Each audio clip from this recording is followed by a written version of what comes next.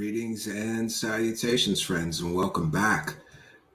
It is now 113 days since the Dave Grush story first broke. And interestingly, after 113 days, we still have zero evidence of the original claims that so-called whistleblower Dave Grush made on June 5th, 2023, in the original debrief article. Interestingly, I've been wondering how long people can keep pushing a story that is based on absolutely, positively zero evidence so far. Because after all, we're almost at 4 months into the story, and still there has been absolutely no evidence presented to support his claims. There's been an awful lot of excuses for why he can't show us the evidence, but these excuses have been picked apart. Most notably by John from the Black Vault and perhaps Art Levine of the Washington Spectator, who have ripped to shreds the excuses for why Dave Grush can't get into specifics when he talks about alien crash retrievals and alien bodies. After all, the Office of Pre-Publication cleared him to talk about all those things. There's a lot of controversy. Why won't Dave Grush release that original DOPS or request? It's within his right to do so.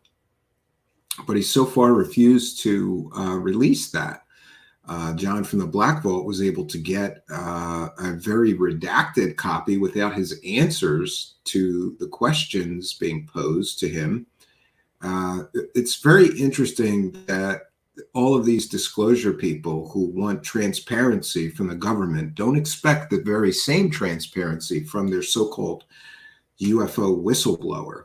And we have detailed here on our show before some 14 other so-called, and I use that term so-called whistleblower, or I put the term whistleblower in quotes, because after all, whistleblowers have consequences. So far, the only consequences I've been able to see whistleblowers like Dave Grush get is documentary film deals. And isn't that interesting?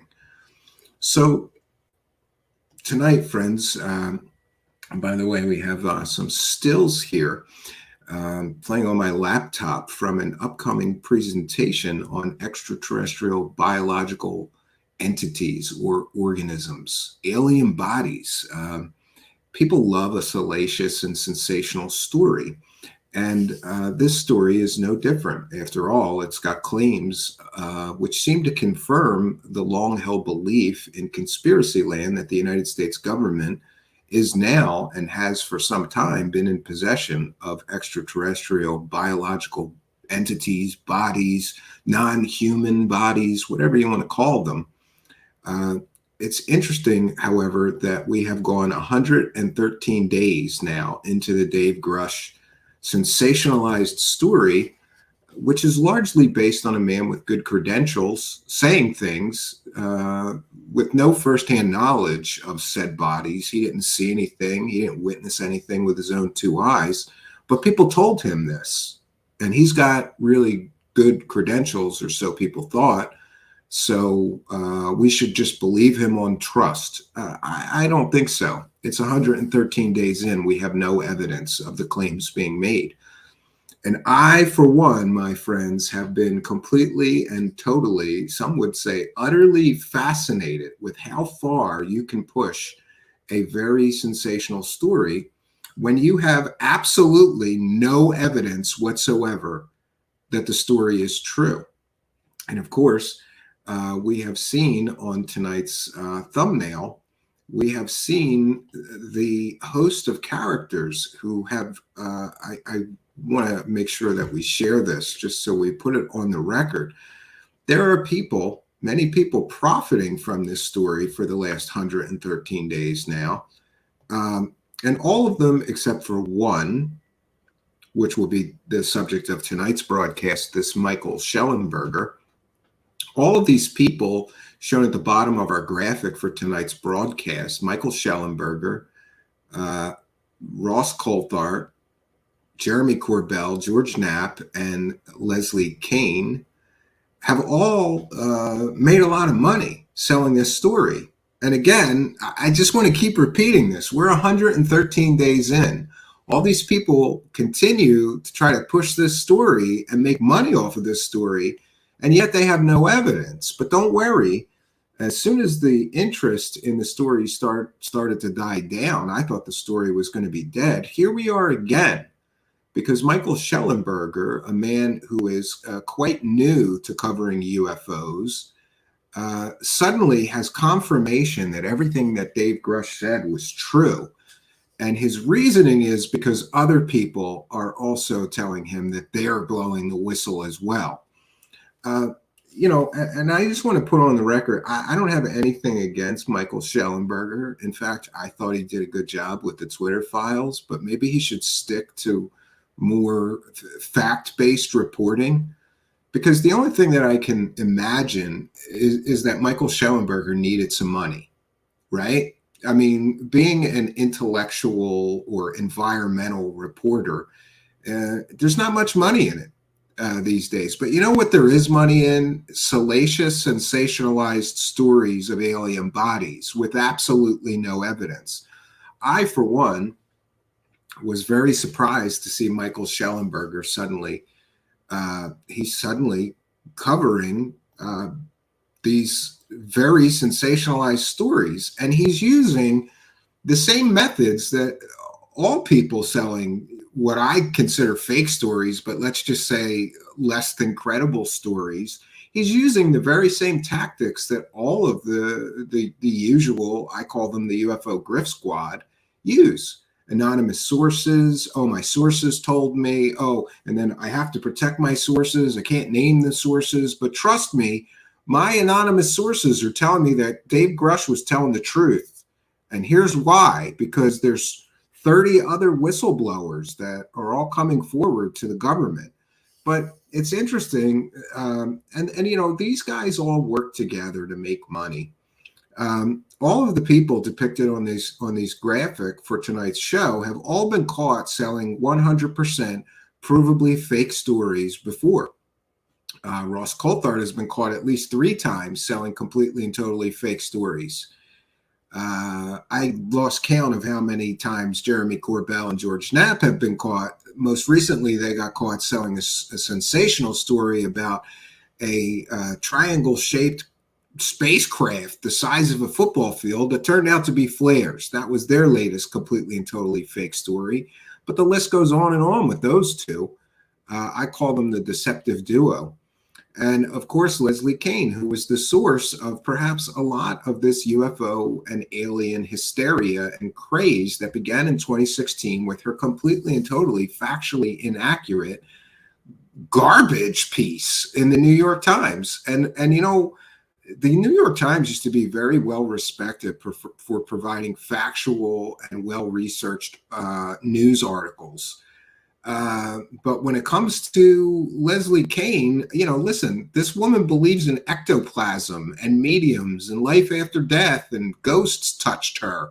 And the list goes on and on and on. She purposefully withheld information from the New York Times article because, that's what a UFO activist does. She's not a journalist. She's an enthusiast and an activist. She's a garbage peddler.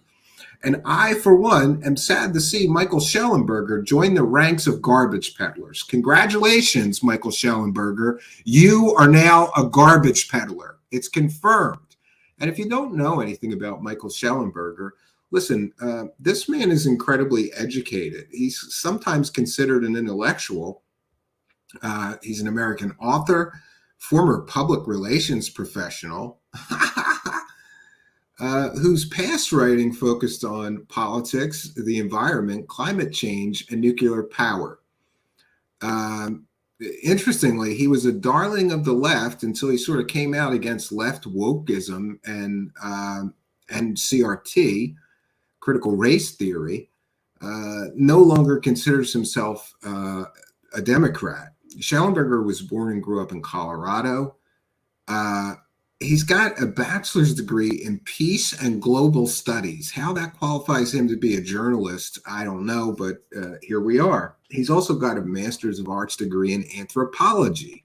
Again, how does that make him a journalist? I don't know, but I'm not sure that a college degree and a master's degree in anthropology makes you any better of a journalist than somebody with a journalism undergraduate degree, but it is what it is. He has run for office in the state of California recently, didn't really do well at that. For many, many reasons. I think Mr. Schellenberger just jumped into this subject to make some money. It's interesting that in 2008, Time magazine named Schellenberger a hero of the environment.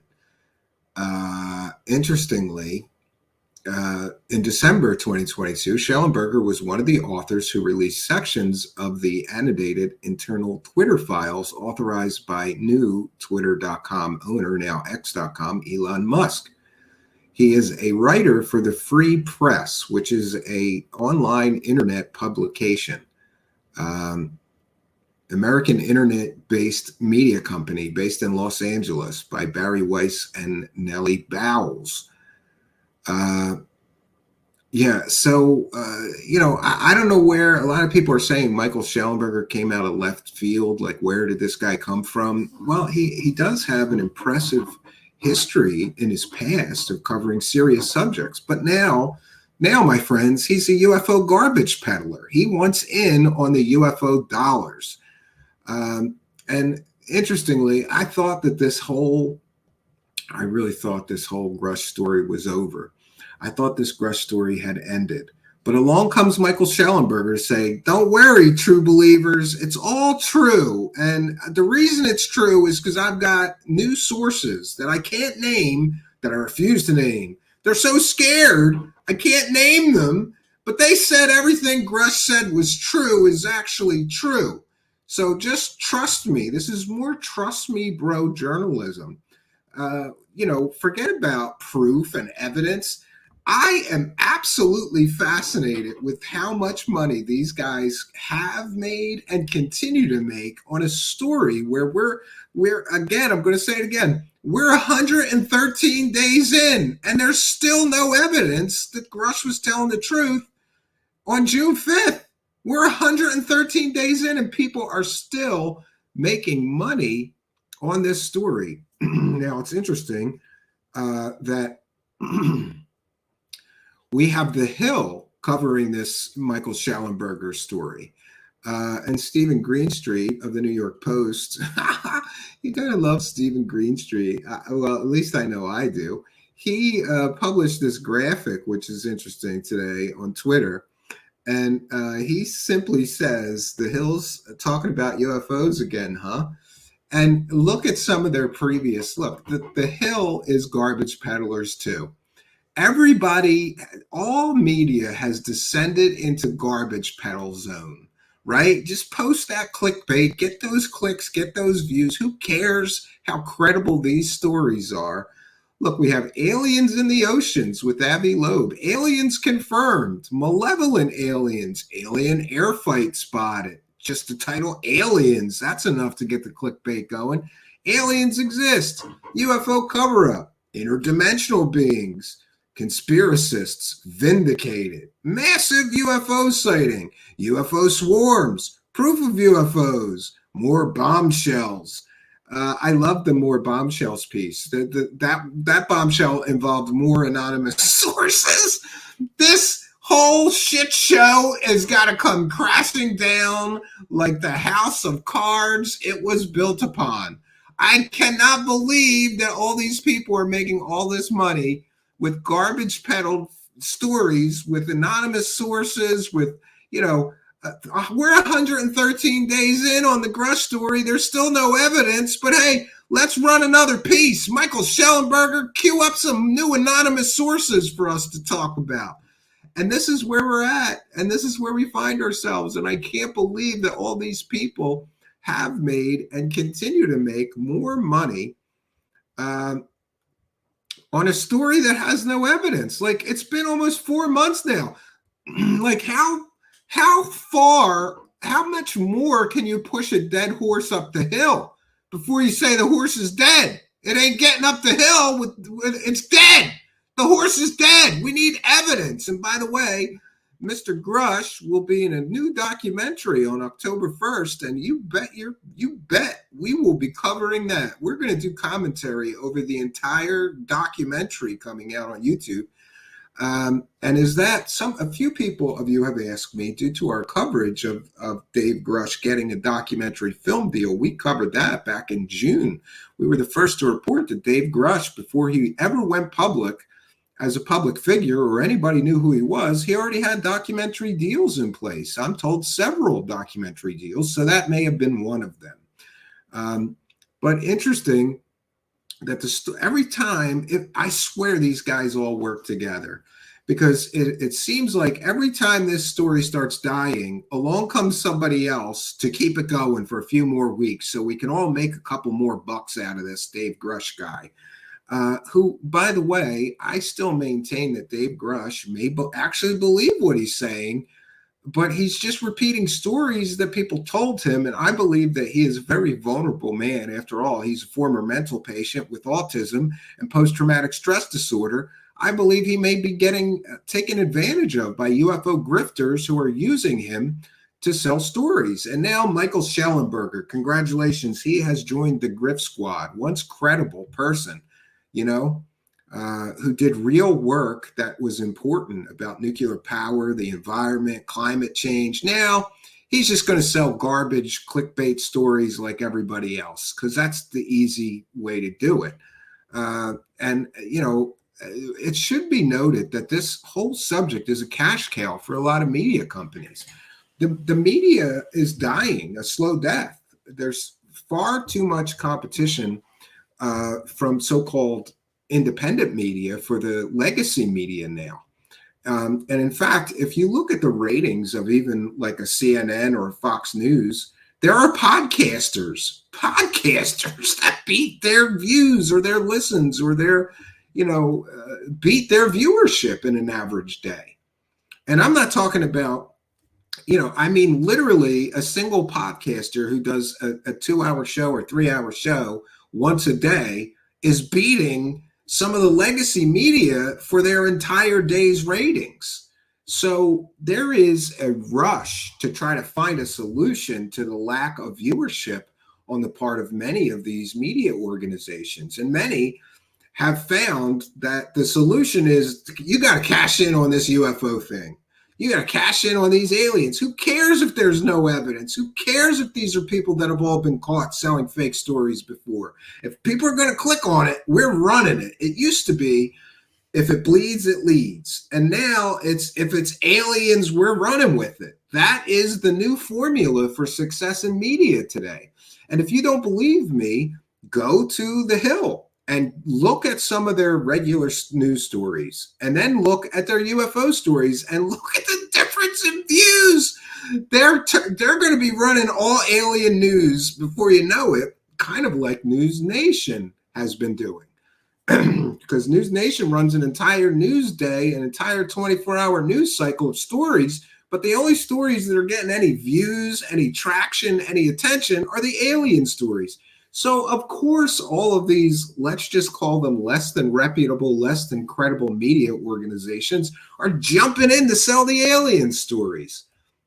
And like I said, just when you thought the story was going to end, along comes Michael Schellenberger, along with some contributors of his named Andrew Mohar and Phoebe Smith.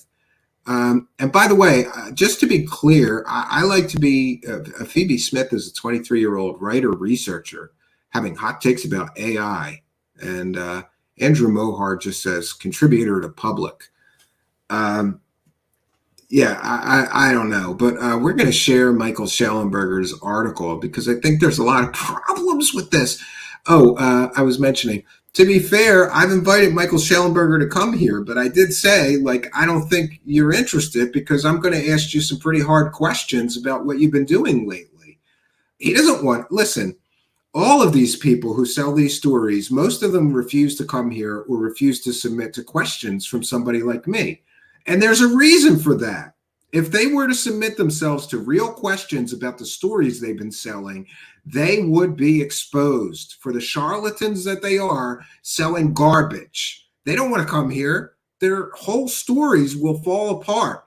Everything Michael Schellenberger has written can be summed up as some people told me, my sources told me, but I can't tell you who the sources are. Are the sources the same as the sources Ross Coulthard is using, who's been caught selling at least 3 completely and totally fake stories? Are they the same sources talking to Corbell and Knapp who've been caught selling completely fake stories? I think they are. And there's a reason that Michael Schellenberger won't submit himself to an interview with me, because things will become really clear a few questions in about just what is going on with Michael Schellenberger co-signing these garbage stories for some of these other outlets. So his piece in public, which really is just like a blog post, public, okay, it's his public Substack. Dozens of government UFO whistleblowers have given testimony to Congress, the Pentagon, and inspector generals. Say sources. What sources, Michael Schellenberger? What sources are you using? Right? And it starts with, despite the growing number of UFO, UAP whistleblowers, leaders of the military and intelligence community are fighting greater disclosure. They're fighting greater disclosure? Says who? His anonymous sources say that. Of course, there's a cover-up. That's part of the grift. You got to include the cover-up. In August, says this article, shortly after U.S. government UFO whistleblower. By the way, Michael Schellenberger, you have a master's degree in anthropology. I'm pretty sure you had to take some English classes. Michael Schellenberger needs to look up what the word whistleblower means. Whistleblowers have evidence. Dave Grush has no evidence. He has some people told me these things, but it is what it is. And of course, he's calling these other people whistleblowers. Do any of the 25 or 30 or 50 or 100, depending on who you ask? Isn't that great? Everybody's saying there's a different number of whistleblowers, anywhere from 25 to 100. It depends on who you ask. Do any of those whistleblowers have evidence, or are they all going to be like Grush, just repeating stories that they heard? According to Schellenberger in this article, some of them have firsthand knowledge. Dave Grush gave testimony to Congress about crashed spacecraft and alien biologics. You got to put biologics in quotes. It makes it seem more important, right? It's a made-up word, biologics. Well, maybe not, but I don't get it. Many observers wondered how much credence to put into his testimony. After all, Grush is just a single individual. So this is the argument now. Oh, Grush said these things, but other people said these things too, so it all must be true. This, my friends, is what we commonly call here the wackadoo prover maneuver. That's when one wackadoo says some things with absolutely no evidence or proof. So in order to bolster the story, you just bring in more wackadoos that say similar or the same things and then claim that that's proof that this is all true. It's not. One wackadoo saying that the government has alien bodies, and then another wackadoo comes and says, yeah, they definitely got alien bodies, is not proof or evidence. It is a deceptive tactic used to sell less than credible stories. After all, Grush is just a single individual. The other 2 individuals who testified before Congress were former Navy pilots who said they had no evidence of a government program to retrieve and reverse engineer spacecraft of exotic and apparently non-human origin. But here we go. Here's the number he's given. But at least 30 other whistleblowers were working for the federal government and or government contractors have given testimony or a, quote, protected disclosure, unquote, to the Office of Intelligence Community Inspector General, the Defense Department Inspector General, or to Congress over the last several months, according to multiple sources interviewed by public. And here's where it gets interesting. So everybody's doing a happy dance like, oh, the Grush story's not dead. There's more witnesses that confirm what he said. This is things that Dave Grush said on June 5th or thereabouts, or in his first interview. He said that he provided the evidence of these other whistleblowers to Congress, and that some of them have provided their evidence to the ICIG. And that would be the Intelligence Community Inspector General. But there's a problem. The Intelligence Community Inspector General released a statement to Tim Burchett saying that they don't have any evidence to share. They have no information about this to share, and they are not investigating this so far. When told that whistleblowers have come forward to share information similar to that shared by Grush with Congress, and here's where it gets even more deceptive. Mick West, a prominent skeptic of UFOs, says, it'd be very interesting, more people saying the same thing independently makes it more likely to be true. Now, maybe Mick West said that, but Mick West is not saying just because one wackadoo comes forward saying similar things to the other wackadoo. I don't know. It's great that he mentions that's his proven maneuver here. Mick West said if more wackadoos are coming forward, and by the way, I guess Mick West said this, I would strongly disagree with Mick West, and I can show him 100 historical examples of several wackadoos making similar alien claims that were completely and totally false. Just because two wackadoos are saying similar things, I don't think it means it's more likely to be true. So what do you know? First time for everything. I disagree with Mick West. And yet, the Inspector General in the intelligence community, at least he acknowledges this, Thomas A. Moynihan, on September 15th, appeared to deny in a letter to Congress that his office was investigating these claims. Monheim said that his office has not conducted any audit, inspection, evaluation, or review of alleged UAP programs within the responsibility authority of DNI that would enable a fulsome response.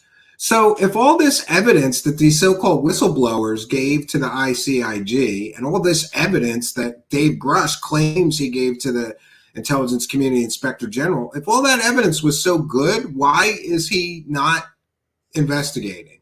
Could it be because this is wackadoo? It's all wackadoo? Maybe? Yeah.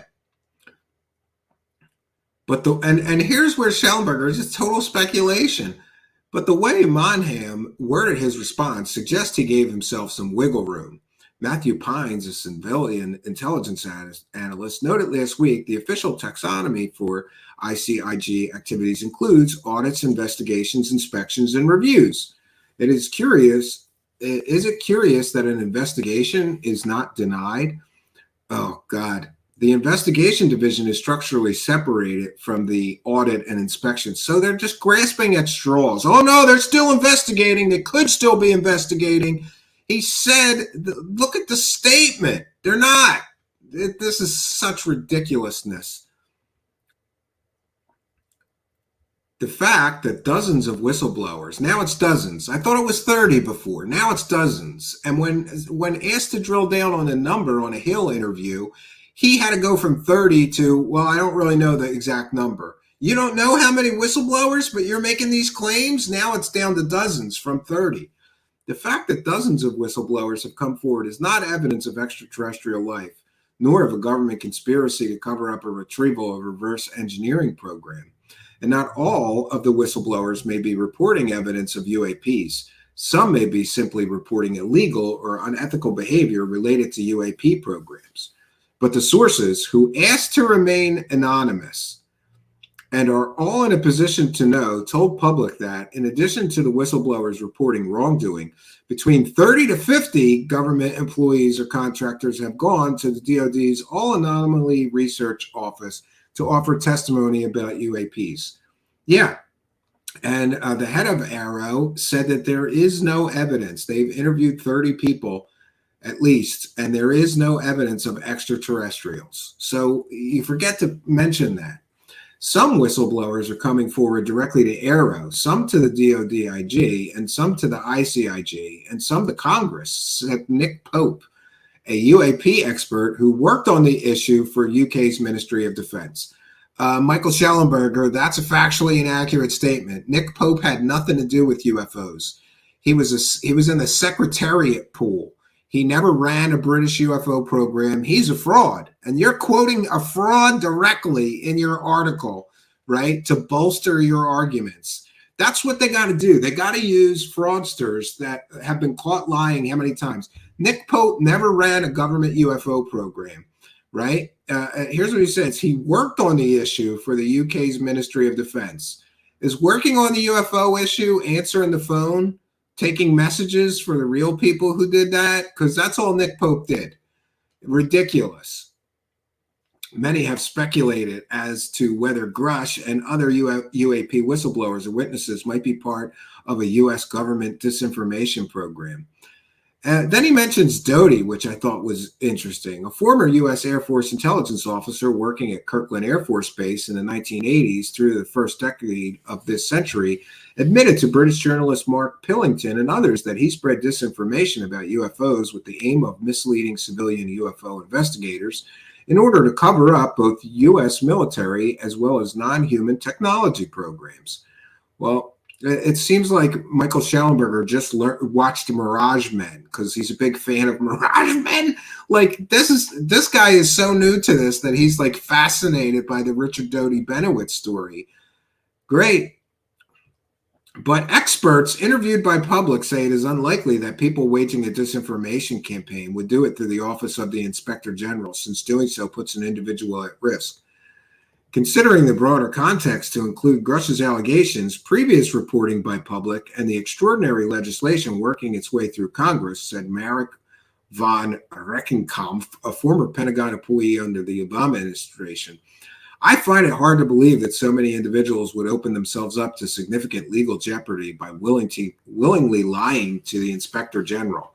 Well, if it's a government disinformation campaign, couldn't the Inspector General be in on the campaign and just know to like disregard them? You know, this makes no sense. Knowingly giving false testimony to the ICIG is punishable by fines up to $10,000, imprisonment for up to 5 years, or both. If found guilty of lying to Congress, Grush would face up to 5 years in prison. And here's another lie that they use to sell these fake stories. Grush would never face prison time because he could just say that he believed what he was saying was true. He was repeating stories people told him. And go look up how rare it is that somebody gets prosecuted for actually lying to Congress. It almost never happens. They're never going to prosecute Grush, even if they found out everything he said was complete and total bullshit. And fake stories that people gave him that he repeated. They would never prosecute him for that. All he has to say is, I believed what I was saying at the time was accurate because people told me that. He'd get off scot-free. And this is the prover maneuver that they use. Grush must be telling the truth because he would face 5 years in prison if he lied to Congress. No, it's a false equivocation. At the same time, the history of past government disinformation campaigns in general, and as they specifically relate to UAPs, involves the mixing of accurate information and inaccurate information, making it difficult or impossible to feel confident in understanding the meaning of fundamental elements of the phenomenon. And, you know, it's long been said that government disinformation campaigns include a little bit of truth and a whole lot of lies. But I am still unconvinced. I think that they are all lies sometimes. What did Richard Doty tell Paul Benowitz that was true? What was a lie? I think Richard Doty told Paul Benowitz nothing but lies. So that's also historically and factually inaccurate. This article is just riddled with errors the whole way through. And, you know, he's got people working for him. Apparently it took three people to put this article together. Great. The article goes on to state that reality and the need to prevent government officials from deliberately misleading journalists, policymakers, and the public make greater transparency and disclosure essential. Both UFO skeptics and believers agree. It's either that dozens of highly cleared officials are in the grip of an enduring bizarre delusion, are witting participants to a broad scale and long-running psychological deception, said Pines, or they are relaying factual information on extraordinary covert programs. Said West, I can understand why people would think ufology is frivolous and a waste of government money, and we shouldn't be looking into it. But they don't think we shouldn't release the secret information about crashed alien craft. You know, something everybody wants to see. And this article talks about extraordinary claims. Testimony has included both firsthand and secondhand reports of crash retrieval and reverse engineering programs by U.S., Russian, and Chinese governments. No, testimony was all secondhand. There was no firsthand reports. there was no firsthand witnesses offered any congressional testimony. This is factually inaccurate. You got 3 people working for you and you can't get the English and a master's degree from college, and you can't get the difference between firsthand and secondhand reports correct. This article is just riddled with factual inaccuracies. And 3 people. So, look, there's no excuse for getting so many things completely and totally factually wrong in one article. You got a master's degree from college and you don't know the difference between firsthand and secondhand reports of crash retrievals? I suppose he could be talking about testimony from his 30 anonymous whistleblowers, none of which we're allowed to see, none of which we're allowed to read or vet or check into, because it's all anonymous sources, right? And this is a guest post by this Andrew Mohar. So, I don't understand somebody. I just don't understand this, how 3 people can get so many things factually inaccurate in one article. It's amazing. But then we get, of course, to the Hill, who have been sort of publicizing Schellenberger. They all work together. So Schellenberger writes an article, then he goes on the Hill to talk about it. Everybody gets paid, right? Everybody gets paid for the false stories. And by the way, I have put the description of in the description of our video here, I have put both sources. In fairness to Mr. Schellenberger, I've put a link to his article, which I've just read you most of. If you want to read it yourself, but I just want to strongly caution you that this guy has nothing but anonymous sources and factually inaccurate information. Now, there may be just a misunderstanding in that last part. Maybe he's talking about these 30 anonymous whistleblowers, none of which, isn't it convenient? Oh, there's 30 whistleblowers, but I can't name one of them. And they're all giving testimony. And look how vague it is. Well, they might have given testimony to Arrow. They might have given testimony to the DOD, or to the intelligence, the DOD Inspector General, or to the ICIG, the Intelligence Community Inspector General, or they might have given it to Congress.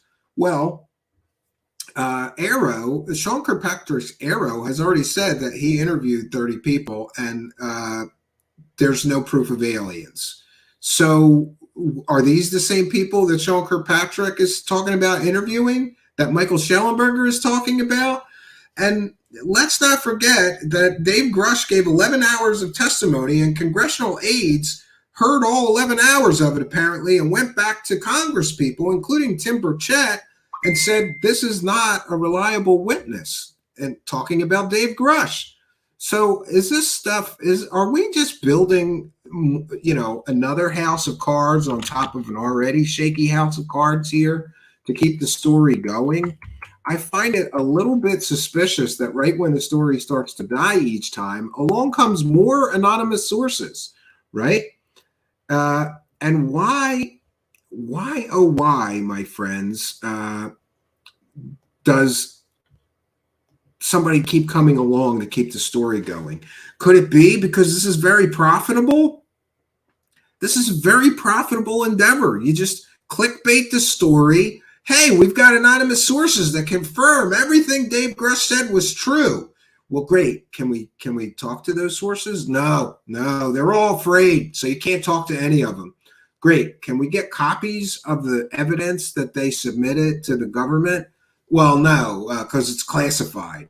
No, this is not how whistleblowing works. And, listen, when somebody from the usual UFO Grift Squad does this stuff, I don't get so upset. But when somebody who is once as respected and educated as Michael Schellenberger is suddenly in on the UFO grift, I do get upset. This guy is once was incredibly well respected. Once he was, and he's incredibly well educated. His wife is a sociologist. Maybe his wife, the sociologist, should explain to him what mythology is and how it's created and how these false narratives, grow. because he knows nothing about the history of UFOs. It's very clear it's like he just picked up a book last week, right? Like, I'm going to start writing about these UFOs because, man, people are getting a lot of views on this. I can only, and by the way, it is only my speculation, I can only speculate that Michael Schellenberger needs money, like everybody. Have you looked at the cost of things lately? The cost of gasoline and how your money is now worth half of what it was worth 2 years ago. The economy is in the dumpster right now. So it's no surprise to me that once respected people like Michael Schellenberger are now turning to just clickbait. Let's just become a clickbait garbage peddler because that's what we can get some money from easily. And so we'll go to the Hill story. This is 16 minutes long. We might actually get through this show quickly tonight. And by the way, just a note for those that asked, we did not do a show yesterday because I was recovering. I had food poisoning. And this could only happen to me, but I've been on a very strict diet for several months now. And Sunday, it was my mother-in-law's 80th birthday. We're supposed to have a big party outside under this pavilion, and there was like 100 people. And but it rained like crazy, and so the party got moved to my house. Boy, we had quite a house full. And it was sort of potluck. Everybody brought all kinds of food. And I said, I'm cheating on my diet today. And I don't know whether it was the cheating on my diet or that I ate some bad food. But I got terribly sick after eating on Sunday. And I mean eating like a human, you know. I had some cupcakes and some sweets and some things. Anyway, I'm recovering nicely thanks to those that asked. A couple days, in the bathroom. We're doing much better now. So I love the titling too. You gotta love the art of the clickbait. But there's some truth in all things after all, because the Hill story, by the way, I have copied this just to prevent ads from playing while we go over this. But I have provided a link to this Hill story, not that they need any more clicks or views, in the description of our video here, just to be complete with our sources. More UFO whistleblowers secretly confirm non-human biologics. Well, I have a problem with just the title, right?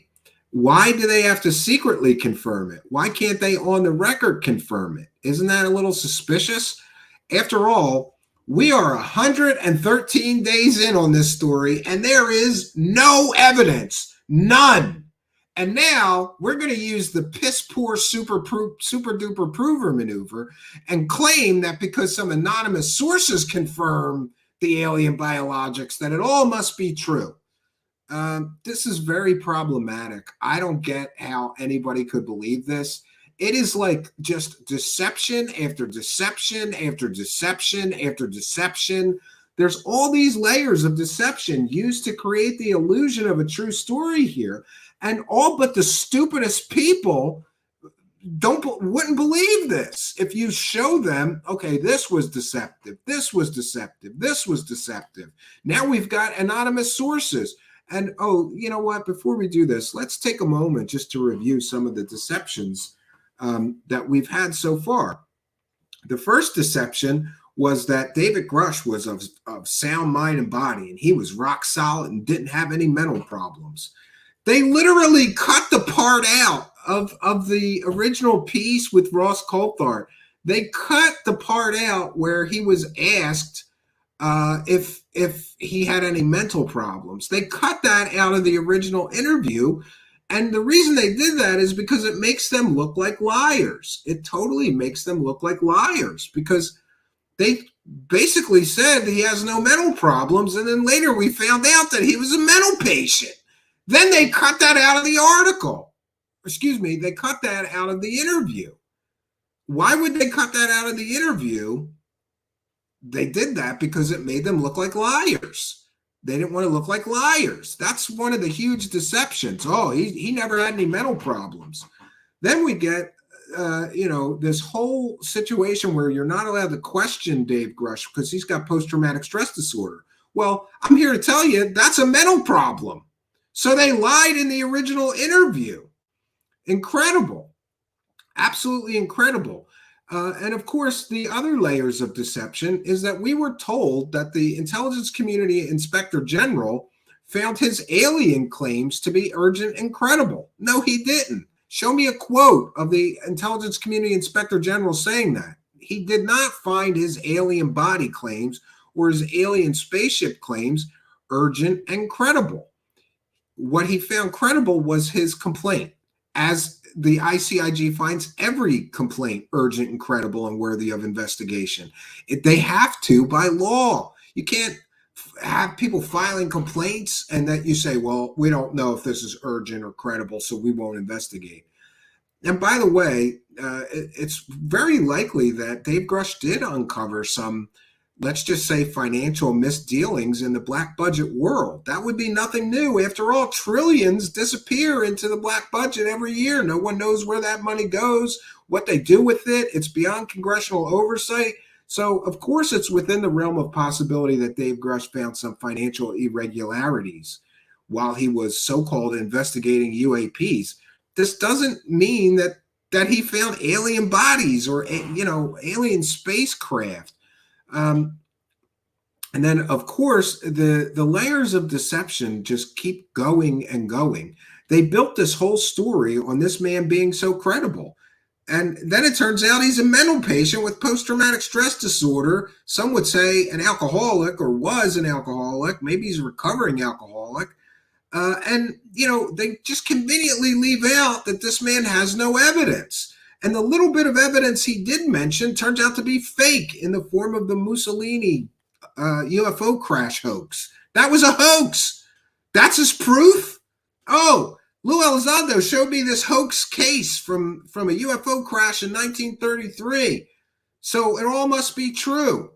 What if Dave Grush is just listening to stories from wackadoos like Elizondo, who, by the way, Lou Elizondo is the guy who lied to the New York Times and claimed he ran a $22 million Pentagon UFO program. Later we find out he didn't run shit. He ran a Pentagon UFO program in the land of make-believe. It wasn't a funded program. It wasn't an official program. It was just in the land of imagination of Lou Elizondo. This gets ridiculous. And by the way, I think it's incredibly deceptive to not mention that according to Brian Bender, Lou Elizondo groomed this Dave Grush for his role as a whistleblower. So great, we got the last big UFO celebrity, right, that lied to everybody in the New York Times, grooming the next guy who's going to lie to everybody and say he has no mental problems, right? The layers of deception here. And what else? Of course, we get told that he can't offer any verifiable evidence because it's classified. Then we found out that was a lie because according to the Pentagon Office of Pre-Publication, he was allowed to talk about that stuff.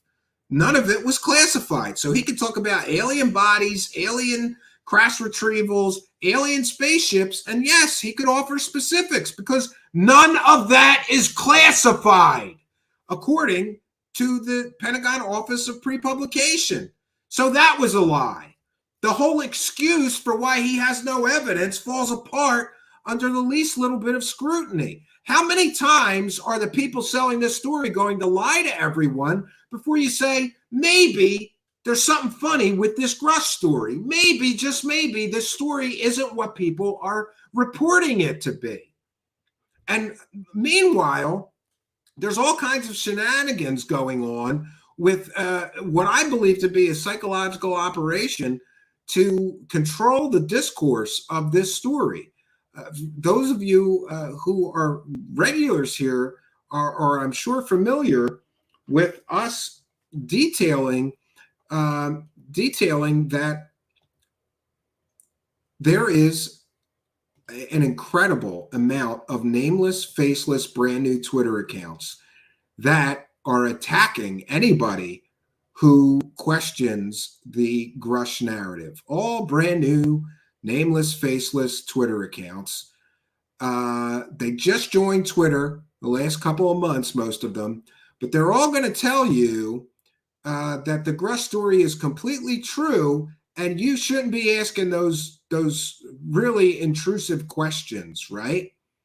Why are there so many nameless, faceless Twitter accounts that are defending Grush and attacking anybody who dares question the false narratives? How many false narratives have I detailed for you here so far in this story?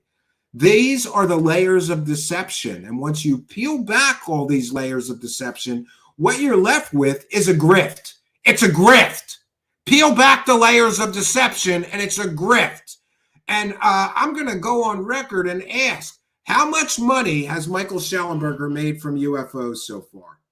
He just got into it. He's brand new at being a member of this squad of people bolstering and selling a story with zero evidence.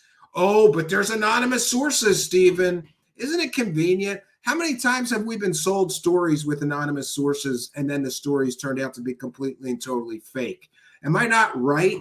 Am I not allowed to be critical of stories that are based solely on anonymous sources? And by the way, the piece before this one that Michael Schellenberger wrote was also based almost entirely on anonymous sources.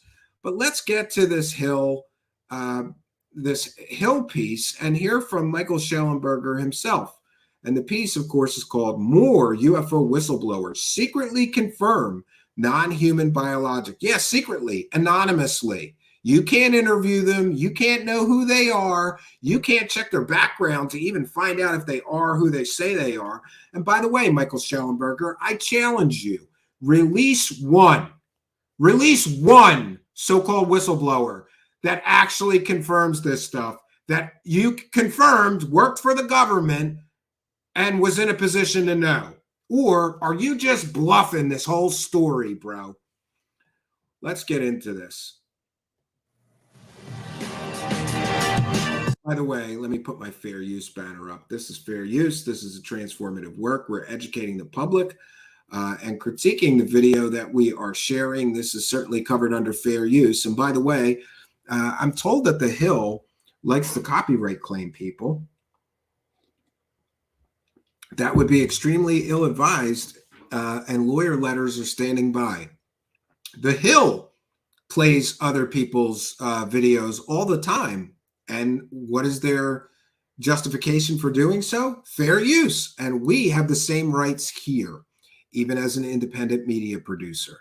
So we're citing fair use. I have lawyer letters standing by. We won every single false copyright claim ever levied against us.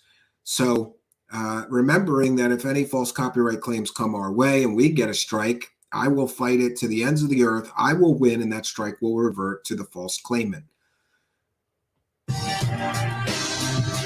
And let's just fast forward because of this music. Oh, whatever. UFO whistleblower David Grush seems to have started a domino effect since Grush gave testimony to Congress. Started a domino effect. First of all, calling him a whistleblower isn't accurate because we're 113 days in. Real whistleblowers have evidence. He has no evidence. But now they're claiming he started a domino effect and all these whistleblowers are coming forward. Great. Can we get their names? Well, no, they're all anonymous.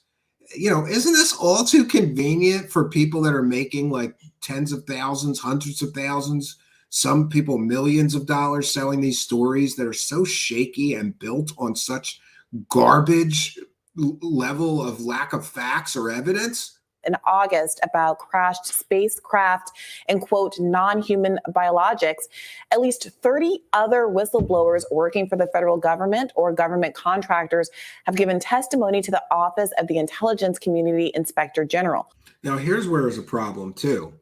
Did the Hill independently confirm that Michael Schellenberger was correct? They're stating this as fact.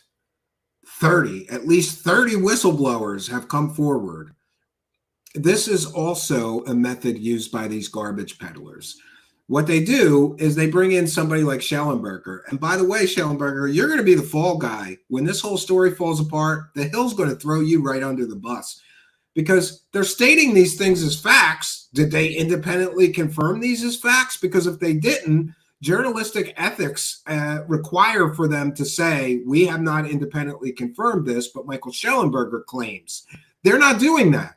And the fact that somebody with no journalism degree like me knows that, I'm an independent media content producer. I know that if you haven't independently verified what you're saying, you have to acknowledge that. They're not doing that because they don't have journalistic ethics or integrity. They're garbage peddlers, as shown in the graphic. Look how many UFO salacious and sensational stories that The Hill pushes. It's a cash cow for them. They're not going to start having ethics all of a sudden and, fact checking people that they bring on. And so remember, we've got an article that was written that was completely filled with factually inaccurate statements, right? Like Nick Pope worked on UFOs for the British government. No, he didn't. And we've got the documents to prove no, he didn't. So The Hill is bringing on a guy who wrote an article that's filled with lies and factual inaccuracies, and then they're repeating the lies and the factual inaccuracies, or let's call them alleged lies, unproven claims, at least. You see the problem with this? This is like a house of cards built on garbage. It just, I can't believe that people get away with this. And I equally can't believe how much money they're making on this. So we've got The Hill just repeating things as factual statements that were written in an article on a Substack by Michael Schellenberger. Great. According to sources interviewed by Public. Despite the growing number of whistleblowers. Oh, well, they did say according to sources. So, okay, I guess. The intelligence community is still fighting disclosure, according to Public Inspector General of the Intelligence Community, Thomas A. Monhelm, said that his office has not conducted any audit, inspection, and evaluation or review of alleged UAP programs within responsibility authority of the DNI that would enable a fulsome response. So the ICIG is not even looking into the claims being made. How good could the claims be? How good could the evidence be if they're not even going to look into them? Of the Public Substack, Michael Schellenberger, joins us now to discuss. Michael, welcome to the program. Thanks for having me. So, Michael, this is garnering a lot of attention. We're hearing from more and more whistleblowers. Do you think? Again, a factually inaccurate statement. We're hearing from more and more whistleblowers. Where are we hearing? We're hearing from more and more whistleblowers? No, we're not. The only so-called whistleblower we've heard from so far is Dave Grush, right? Or is he talking about Stephen Greer's fake whistleblowers? They're all fake. Eric Hecker and those clowns. Oh, by the way, just a side note, but Joe Rogan was making fun of Eric Hecker. Remember when he wore the patch jacket? Joe Rogan is now making fun of Eric Hecker. You remember him, the guy who said all the proofs on my website and one of his documents said classified as hell. And he claimed it was a real government document. Joe Rogan's making fun of him on the Joe Rogan show. Great. But we're hearing from more and more whistleblowers. And again, this use of the term whistleblower is completely and totally wrong. Whistleblowers have evidence. All Stephen Greer's so-called whistleblowers had was stories. All Dave Grush has is stories that aren't even his stories. He's just repeating stories that other people told him. I think this is going to lead for the government, the Pentagon in particular, to be more transparent on what they actually do know and how long they've maintained this information in private. Well, I certainly hope so. I think that's the really big question. I mean, I think what's important to point out here is that, right after Grush's testimony in July, a lot of people said, he's one guy, he's relying on secondhand information. He hasn't actually touched any exotic materials or spacecraft. But now we have reports from multiple sources that he can't name. We have reports from multiple sources. Who are the sources? Oh, I can't tell you that. I can't tell you that. And, listen, I recognize the need for somebody remaining anonymous in your reporting. I, at times, have used anonymous sources, but only to bolster the credibility, the credibility and the testimony of on-the-record sources. When all you have is anonymous sources, it's extremely questionable. as far as credibility goes. Including people that have had direct contact with these programs, telling us that indeed many of Grush's claims were accurate, including about the retrieved craft around reverse engineering programs. Yeah. You know who else made claims of alien biologics and non-humans and all that? Eric Davis. So are we witnessing the wackadoo prover maneuver here? He's saying that, some people that, he spoke to were firsthand witnesses. And here we go again. We could have disclosure, but Michael Schellenberger is keeping the names of the firsthand witnesses from us all. None of this makes any sense. It's all too convenient. It's all too convenient for people that are making lots and lots of money. Oh, we can't tell you who that guy is who told us. Oh, and they confirm that Grush is telling the truth. Great. Can we interview them? No, sorry. They have to remain anonymous. Great. And Schellenberger appears to be going from some second and third hand sources himself. Well, some of my sources told me that some of these people are firsthand witnesses and are telling this stuff to Congress or to AARO or to the ICIG or the DOD Inspector General. It's a little too convenient and a little too far removed. So you've got people telling you that firsthand witnesses told this stuff to members of the government. It's all too convenient, if you ask me. I would say there's still multiple possibilities here. Here, he's going to give himself an out for when this whole story comes crashing down. Michael Schellenberger is a smart man, and he knows that he's building these stories that he's selling on a house of cards, on top of an oil slick, right? So he's going to give himself an out just in case the whole story falls apart. He'll be able, oh, yeah, I did say that there's some other possibilities here.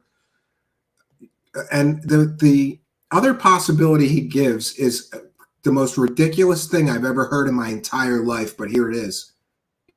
Am agnostic myself. I do not know what is going on. There is a possibility, for example, that this is a kind of social contagion, a kind of effect of human unconscious that particularly impacts military intelligence folks. This is a social contagion that infects military intelligence folks. What does that even mean? A social contagion that infects military intelligence folks. This makes no sense. It's a stupid out, but at least he is giving himself an out, right? It's not inconceivable. The thing that's so strange, though, about it is this intense level of secrecy, which has actually increased in recent months. So it didn't even... Now he's got another prover maneuver. He's already used Mick West to bolster that his claims are true. Now he's going to use John from the Black Vault, who has commented on increased secrecy lately from the government. But I find it pretty interesting that he keeps including, sort of throwing some skeptical people in to bolster his claims. Make it into the piece, but they've been denying more freedom of information requests to the federal government, to the main person that requests, a guy named John Greenwald. That after during the hearing, Grush said, "I'll tell you where these retrieved craft are at specific bases or military contractors." They would not let him have a skiff or a kind of secure compartmentalized facility. Yeah, they wouldn't let him in a skiff because he does no longer apparently has clearance. So there's that. He no longer has clearance. That's why they wouldn't give him the skiff. Schellenberger is going to act like they wanted to help, cover it up, or they didn't want to hear what information he had to share. He offered his testimony for 11 hours already.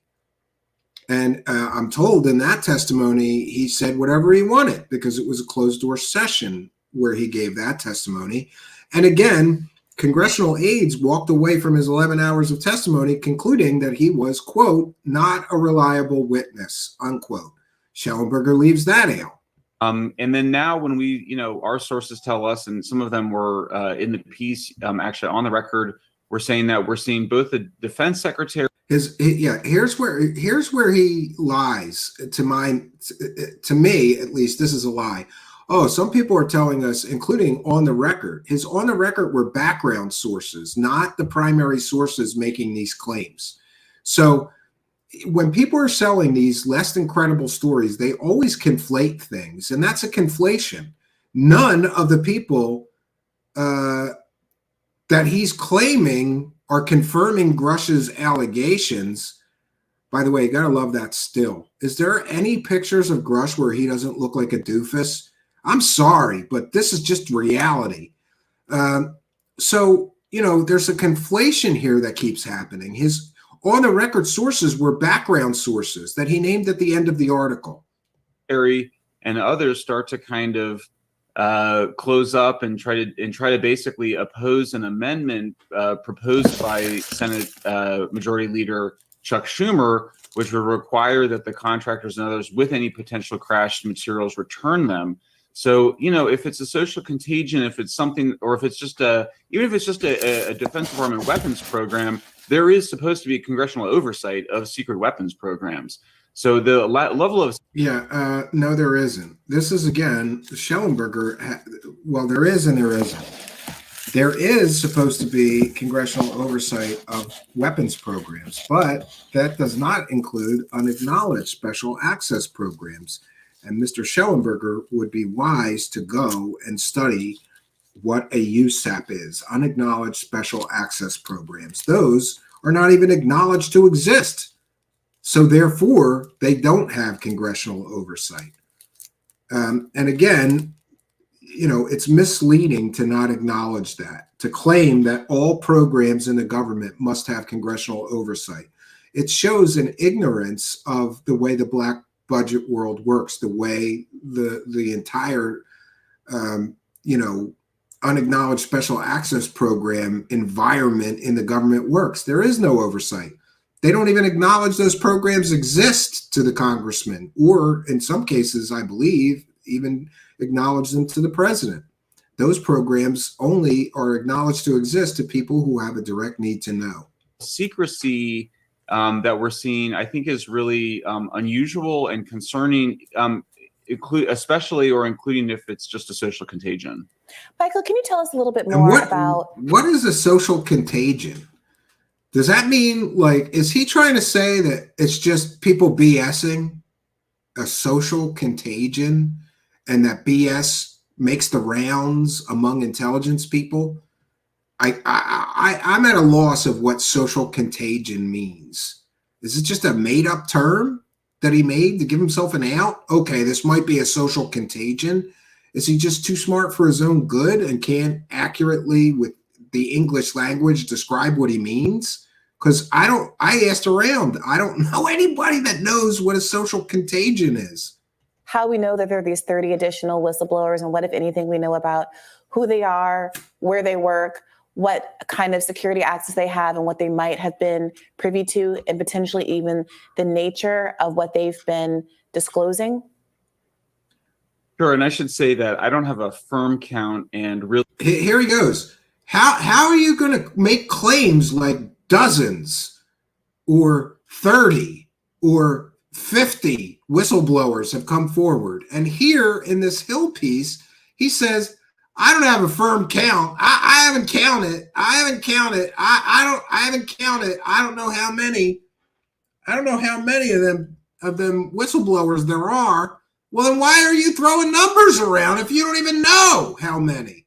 Another layer of deception. Really, what we're able to say are dozens. Now it's dozens. These are all it individuals in the government or working for military contractors. These are all people in the know. I actually had more sources on this story than I had on my previous story, so I feel very confident. He feels very confident because he had more anonymous sources in this story than his last story filled with anonymous sources. Come on, Michael Schellenberger, you're better than this. You're an educated man.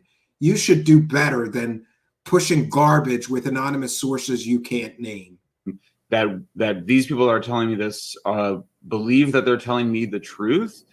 That's another out. I don't know if this is true, but the people telling me this believe that they're telling me the truth. I don't think it's that surprising, really, that there's this many people, if you consider that this has been an issue that's been going on for 75 years and people have not had a place to go to share this information. And so, factually inaccurate statement. People have not had a place to go to tell this information. There's always a place. There has been independent UFO organizations like MUFON and others for decades. There was Bigelow's organizations. There was always a place to go. So isn't it a little suspicious that there's always been a place to go? And now we have Michael Schellenberger saying, well, now they have a place to go, so they're talking. They could have talked this whole time. Now, granted, now there's supposed to be so-called whistleblower protection and other protections in place. Could be, maybe, if these people actually exist, that they feel emboldened now. Sometimes when people ask me, there's a lot of people that rightly wonder, why is this happening now? And maybe they're using this to cover up the Hunter Biden laptop or something like that, which is obviously an issue I am also concerned with. Part of the answer is this internal process within the federal government where they've established these special protections for whistleblowers to come forward on this issue. As you know, the Inspector General is the office in different federal agencies that is a place where you are supposed to be able to go and not fear reprisal. The reality is often there is consequences for people going to those departments, but nonetheless, it's supposed to be confidential. It's supposed to be secure. Share Michael when he... Yeah. So, and again, it's pretty convenient that Grush is claiming he gave his evidence to somebody that has to keep it confidential. Can't give the evidence to the public. What kind of a whistleblower goes, well, I gave the evidence in a confidential manner to a member of the government. Remember, the government is the one covering it up. Why wouldn't you go public, Mr. Whistleblower? You're not a whistleblower. You're a storyteller that's getting documentary film deals. Read the response from the Inspector General of the intelligence community, a guy named Thomas A. Monheim. It was a very strange letter because he sent it to one of the Congress people that had asked about this, about the whistleblowers. Yeah, and he said he had no information to share. And so what does that mean? Is somebody lying when they said they gave all their evidence to the ICIG? And how do we confirm that Grush actually gave any evidence if, according to the ICIG, he's not investigating and he has no evidence to share with the congressman who asked him for the evidence? Essentially, Tim Burchett asked for the evidence that Dave Grush gave to the ICIG, and the ICIG said, I have nothing to share. So what does that mean? Why is everything so shadowy and murky and muddy? We can't get a straight answer out of anybody, apparently. Monheim said, yeah, there's no audit or evaluation, making it sound like they weren't looking into this. Well, of course, we know, I'm 100% sure that they are looking into this. I have very strong evidence that they are looking into this, but he left off. He has very strong evidence that they are looking into this, but he can't share any of the very strong evidence that they're looking into this. His letter, the word investigation. So he never said he wasn't doing an investigation. Well, that's not just a semantic point. Investigation is a whole department of his special office. So why didn't you reach out to the people in charge of investigations for the ICIG and ask for comment? He didn't do that. It's much better to push a murky, muddy story forward and just speculate. They must be investigating because he didn't use the term, we're not investigating. So, great. So you see that, I mean, that's kind of, they're playing some games there. And you have to kind of ask, what is it that they're covering up? Now, sometimes I think people say, well, what is it that they're covering up? Why don't you go ask them? Why didn't you ask them for on-the-record comments? You could actually get a response, unlike some smaller media producers that do reach out and never get a reply. It's a weapons program. They have to keep it secret.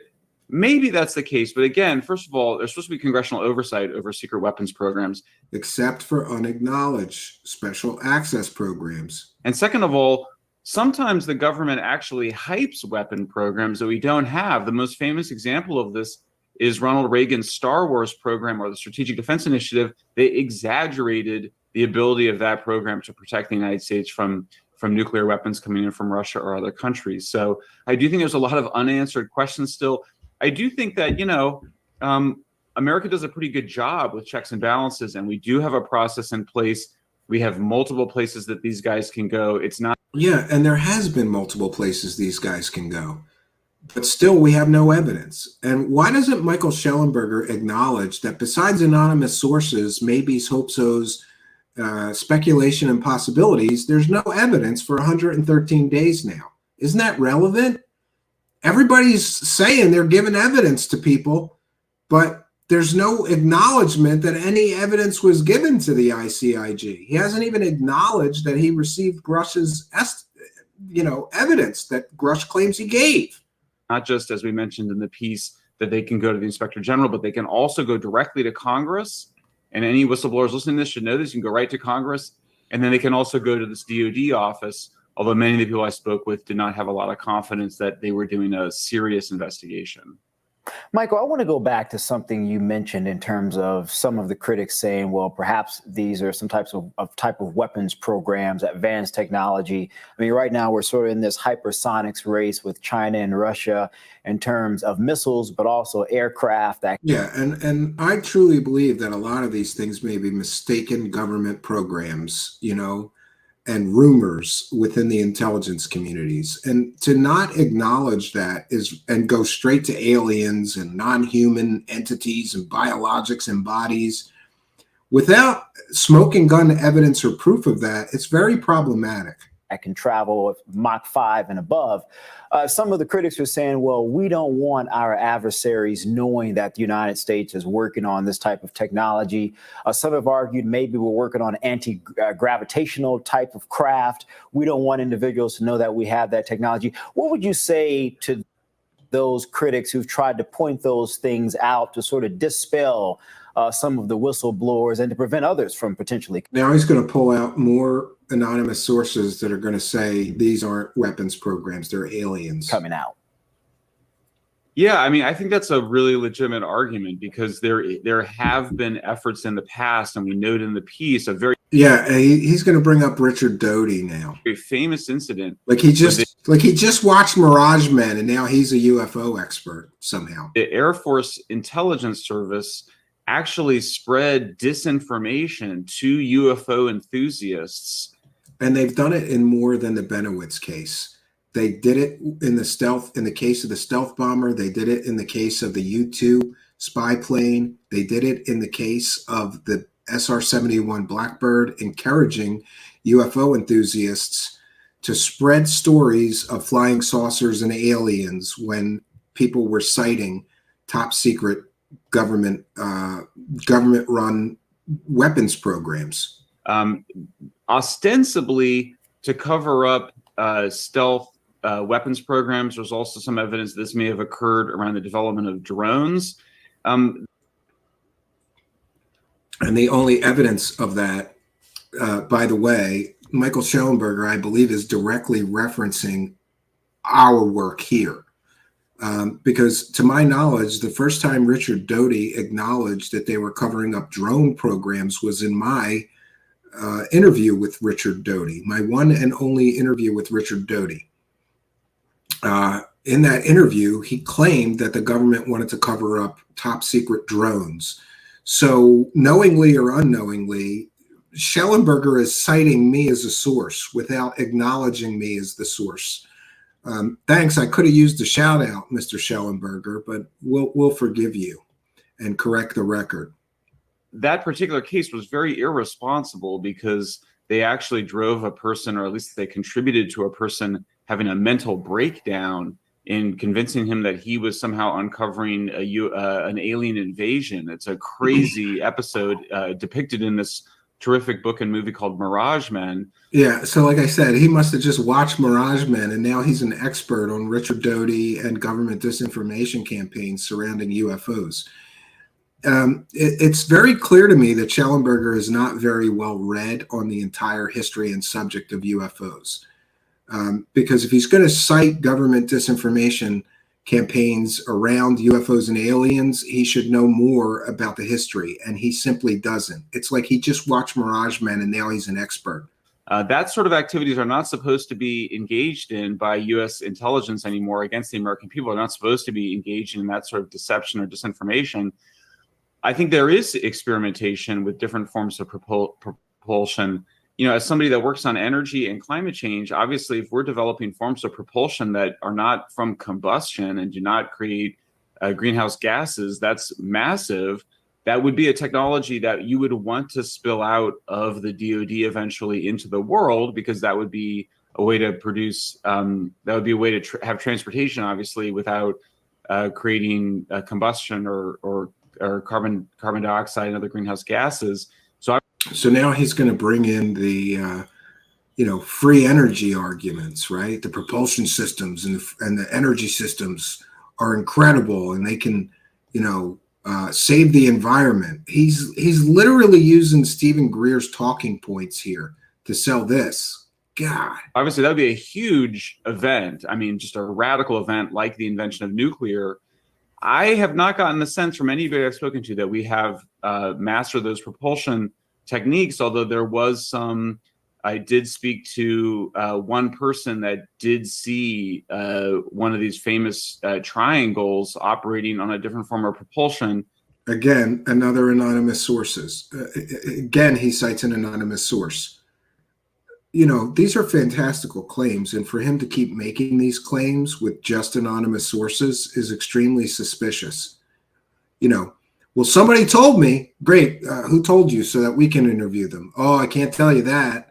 This person did not know whether it was a U.S. government created craft or whether it was from some other intelligence. So a lot of mysteries await. But yeah, I think that's a huge question, and one that we have a lot more questions about than answers. Mm-hmm. Michael, you mentioned that there were several avenues for whistleblowers to come forward and disclose to. One of those obviously could potentially just be directly to the media. What's your understanding of the disincentives for, let's say, the 30 or so people that you identified in your article who have already revealed themselves to have information about alien life, to not just come forward and tell the public directly if that information is being kept quiet by the government? Yeah, that's another stupid part of this whole thing.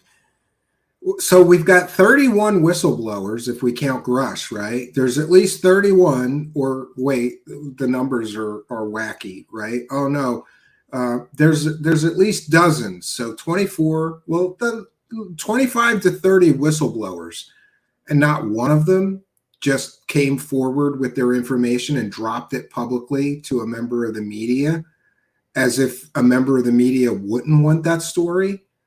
Look at how much money they're making off of Dave Grush, a man with zero evidence. Imagine if a whistleblower came forward and actually had evidence of these things, what that story would generate in clicks and views.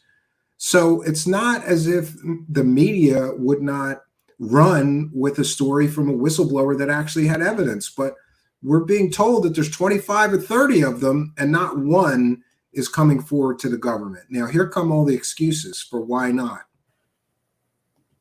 Yeah, I mean, obviously, so we have seen now one case of it with David Grush, a person who did decide to go to the public with this and went through, I think what's interesting, I've dealt with now a fair number of whistleblowers. Grush really followed all of the rules very carefully. Not everybody is as... Yeah, conveniently very carefully.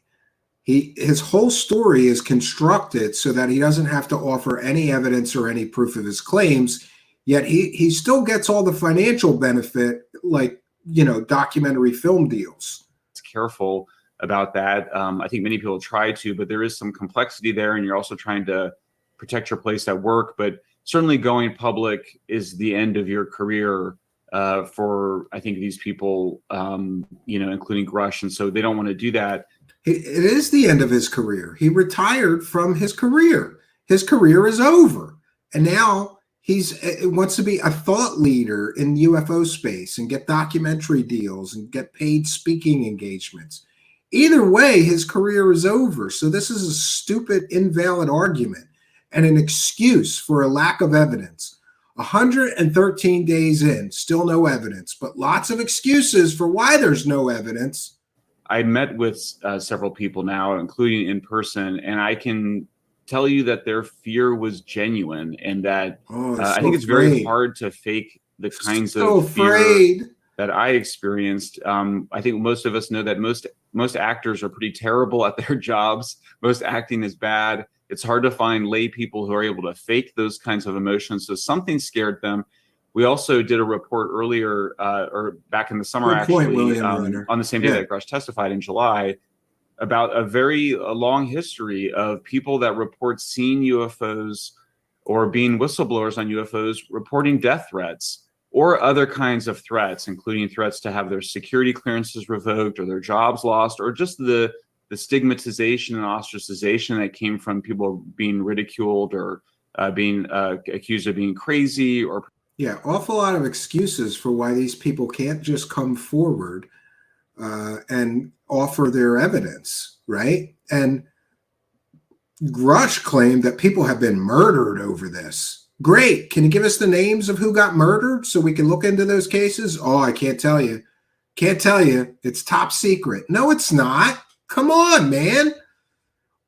I have never seen such a carefully crafted illusion of a true story. And the fact that this grift made itself all the way to Congress and back and is still going, how long are they going to keep siphoning this dead story that has no evidence for money? But you got to keep it going, right? The grift goes on. That's one rule of the grift. The grift always goes on. Just keep it going, no matter what you have to do. Bring out more anonymous sources, right? Participating in a hoax. So I think there's a huge amount of fear. People that I spoke to, I mean, it was absolutely off the record, deep background. I've taken great care never to refer to people's, gender identity or what agency they're at. He has to protect his sources, contract or even with the government. Yeah, he has to protect those anonymous sources, specific as I can to. And that's another convenient thing. Oh, I can't. The sources can't go on the record because they're afraid. Well, there's whistleblower protection now. What are they afraid of? Do you know what kind of a lawsuit they would have against the government if they were retaliated against due to that whistleblower protection?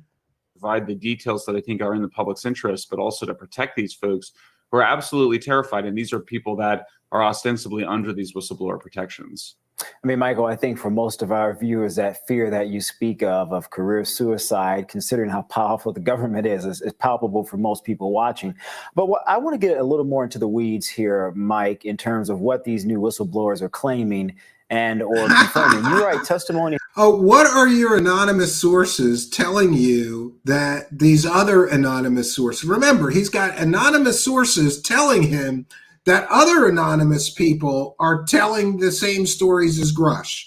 So we've got layers upon layers of anonymous sources. Not a problem at all. It has included both firsthand and secondhand reports of crash retrieval and reverse engineering. Firsthand, okay, so I think he's claiming that the people that are reporting these things are first and secondhand witnesses. Okay. Programs by U.S., Russian, and Chinese governments. The testing of materials obtained from retrieved craft, active and ongoing government. Isn't that the Las Vegas fake UFO that's a meteor that they're showing? You got to love it. Disinformation operations, kinetic military action with UAPs, contact and collaboration with non-human intelligence. And you gotta make sure that you play the Jeremy Corbell fake UFOs. Successful reverse engineering of a triangular shaped craft with unconventional propulsion. And that sort of gets to, Mike, what I was saying earlier about the type of technology that we may or may not be having.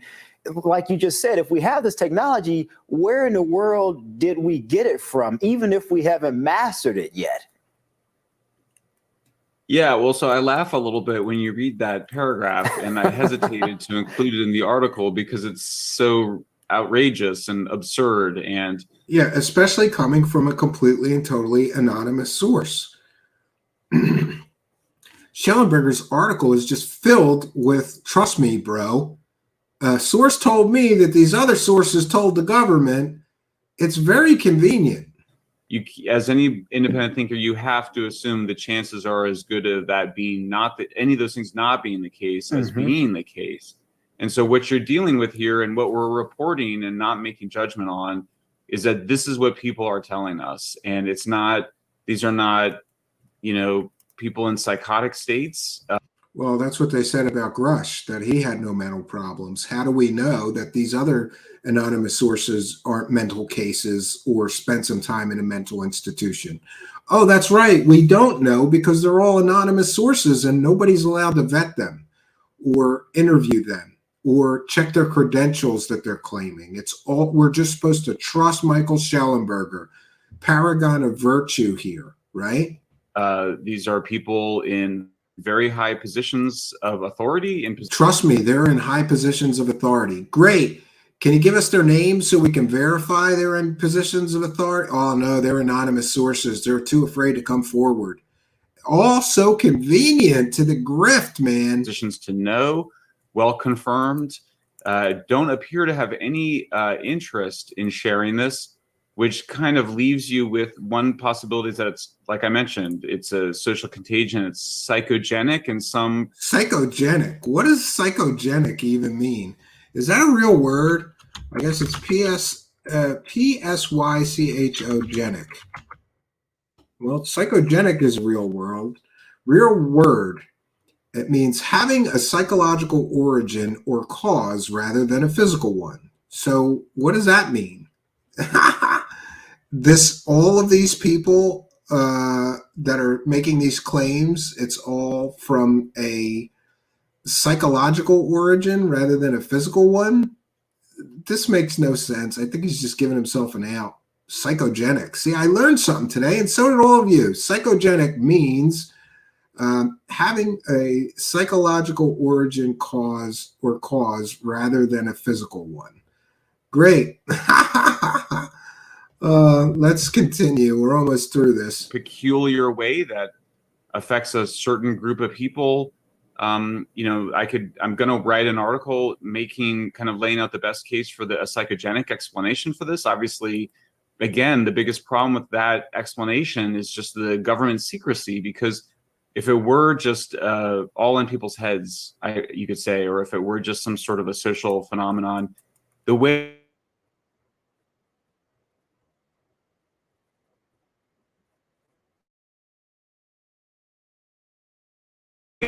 is to have transparency, talk about it.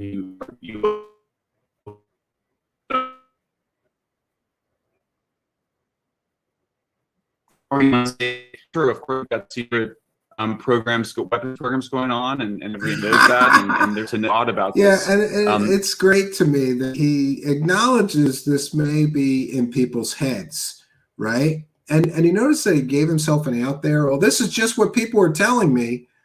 So you haven't confirmed any of this is true. He's just like Grush.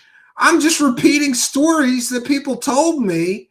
I haven't, confirmed that the stories are true, but I'm going to just report that this is true because people told me it's true. This is the shakiest UFO, this Grush story, the whole thing is the shakiest UFO story I've ever seen. And the fact that so much money is being made on this entire story, 113 days in, still no evidence. But now, don't worry, we have promise of evidence to come from 30 new whistleblowers that nobody knows. They're all anonymous. And anonymous sources told Michael Schellenberger that these people exist and are telling this stuff to the government. Great. But yeah, I mean, look, I think what's so weird about the experience and what you laugh about it is that it seems like the stories that we're hearing are some of the wildest kind of conspiracy theories that we've been hearing for a really long time. And again, they're playing the Las Vegas alien videos on the side there. Nothing like playing a hoax when you're talking about, a true story, right? It's almost like they're trying to cue people. Remember that fake LA, or Las Vegas alien story? Well, this one's probably fake too. you don't know what to make of it. I think it's important. I report on it because I think people have a right to know, but it's hard not to kind of discount it pretty significantly, obviously, until we get to the bottom of this. But I did also, I'll end by just noting that I quoted, I think maybe the most important skeptic on this issue, or at least one of the most prominent skeptics, a person named Mick West. Yeah, he's going to use Mick West as a prover maneuver here. And he said, we need to get to the bottom of this. So there's ostensibly a big divide between UFO believers and UFO skeptics. But I do think that what you find is actually that the UFO skeptics want to get to the bottom of this. They want transparency. They want disclosure just as much as the believers do. Michael Schellenberger, thank you so much for joining us today. Thanks for having me, guys. Thanks, Michael. All right, we made it through. So, I don't even know what to say to wrap this thing up. Interesting that, he quotes Mick West, like, we have to get to the bottom of this. Yeah. And you know how you get to the bottom of this? You show us the evidence. You don't pull out more anonymous sources and muddy the waters even further. Because all this did is keep this story on life support for another few more weeks. But don't worry, October 1st will be here before you know it. We have just 1, 2, 3, 4, 5 days before that Dave Grush documentary hits YouTube. And by the way, I looked into that channel. I'm not feeling very encouraged that there's going to be any evidence. Let's just leave it at that. William Runner is here and says there will always be claims of government cover-up on having UFO retrieval programs and back engineering UFOs. Well, as long as I've been into UFOs, since I was a child, so that's, decades and decades and decades, William Runner, there has been stories of alien crash retrievals, alien back engineering. I don't know which guy you're referring to. The Vincent Ross show says, that guy is a clown. Do you mean Michael Schellenberger? Do you mean Grush? Maybe they mean me. Yeah.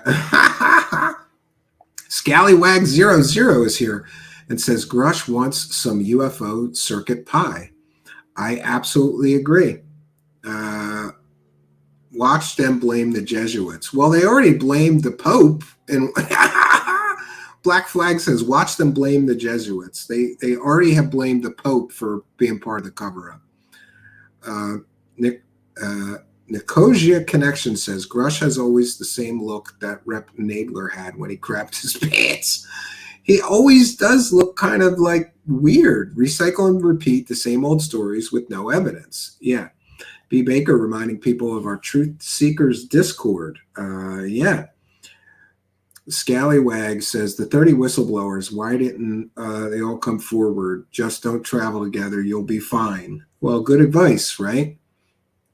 Okay. Just wanted to ask who you guys thought was credible. I've never heard Steven say this guy is legit. Yeah, I have several times. I think there are people that are doing good and real and factual reporting, and I mean besides us. But the problem is I can count them on one hand, and lately I've been losing a few fingers of that one hand as more and more people become victims of what I talked about in the beginning of the broadcast. Like, in order to make any money, you just got to make clickbait garbage stories, right? Yeah. William Runner correctly pointing out Schellenberger has changed his tone from a month ago. He figured out the skeptical view doesn't bring in the hits and the money. Yeah. Now he's all chips in, right? Tales of the Sonic Voyage, thanks for being a member, says, no, it's those damn Amish. You blame the Amish for the UFO cover-up, right? Patty Wilhelm is here. Welcome, Patty, longtime show supporter, says, it's all about the cash for the grifters, right? Randy, 1979, Vice Admiral Tiger is here, says, I'm not mad at anyone. It's just that anyone calling out Stephen usually has a belief in the grifters. Everybody's entitled to their opinion. We welcome all. True believers, skeptics, anywhere in between, Randy. It's quite all right. Just read Windswept House by Malachi Martin, Old Art Belgas. The Jesuits do not look good in that book, says Amy WC. Do you know Amy will start some new conspiracy theories? I was educated by Jesuit priests and brothers. That was my entire they weren't all Jesuits. Some of them were Franciscan brothers and priests. And if you're familiar with Catholic priests at all, the Franciscans wear the brown robes. That's a different order than the Jesuits. But most of my priests and brothers who were my teachers and instructors throughout my entire education were Jesuits. So I've always found the Jesuit conspiracy theories interesting. The one thing I will say is that the Jesuits offered an incredible education in comparison to Philadelphia public schools, right? Kepsa says it's not about who is legit or not. It's about who came with evidence and not claims, hearsay stories. And there is nobody, says Kepsa.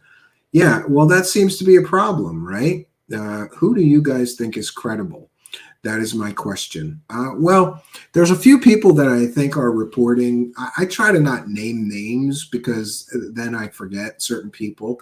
Philip Mandel's got a new book out on the Pascagoula, I never say that right, case.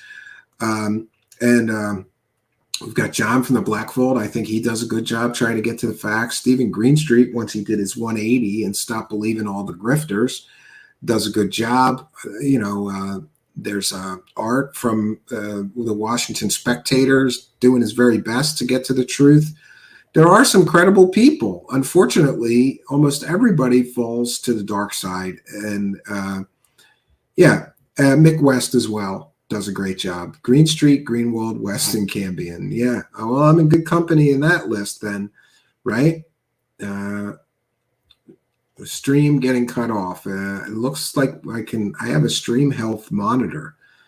UFO Shane is saying WTF is a social contagion. What the is a social? I said the same thing. I don't know what that means.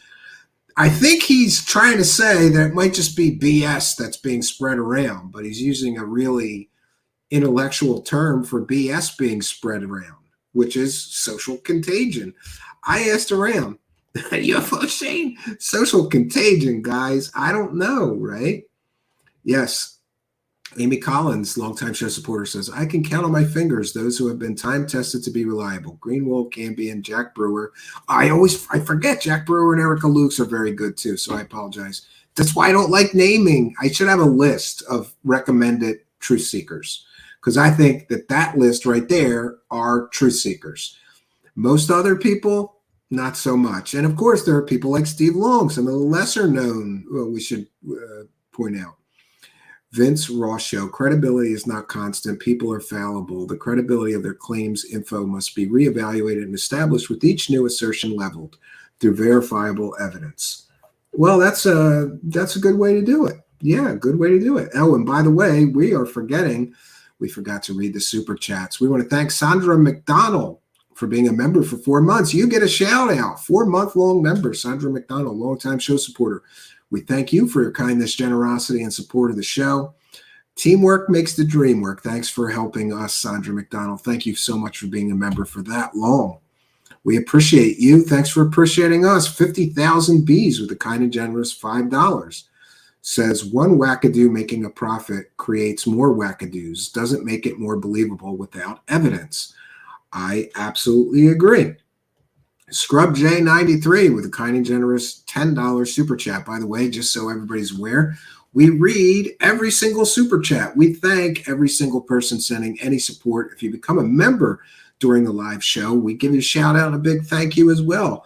Scrub J93, thanks for the big $10 super chat, says the revolution will not be televised, but disclosure will be monetized. Comment of the night. Praise the cash, Scrub J93. We appreciate you. And we've got Alex Demarius, who just became a YouTube channel member. Thank you for throwing a couple of bucks in our hat, becoming a member. You get those extra member benefits along with getting some extra goodies in the member section. We appreciate you. Thank you, Alex Demarius. And I think I know who that is. You sent me a note saying it's coming through as that name earlier, but I know who you are, and we thank you and recognize you for your kindness, generosity, and support. We want to thank all of you kind and generous benefactors for your kindness, generosity, and support of the show. It is much, much appreciated. It's a tough economy out there. Thank you, all of you, for helping us to praise the cash. We're praising the cash tonight. So we'll take some more comments and questions from the live chat. Foxy Friends says, West is best plus Truthseekers. Oh, thank you. I appreciate that. B. Baker reminding everybody, disagreeing is all good. We like it. We don't do personal attacks or anything like that. We like free speech and moderate as little as possible, except the usual rules. Yeah. Steve Long says the few people doing good skeptical research coverage on the topic aren't doing it for money. They offer their work evidence for free, including PDFs of their books, papers, articles for all to verify. Yeah, I mean, all of our content, almost all of it is free. There's a couple of things behind the paywall, the monthly show journal. I mean, it's $1. And I always say, if you don't have the $1, just email me and I'll send it to you. We appreciate, we consider what we do in the public benefit.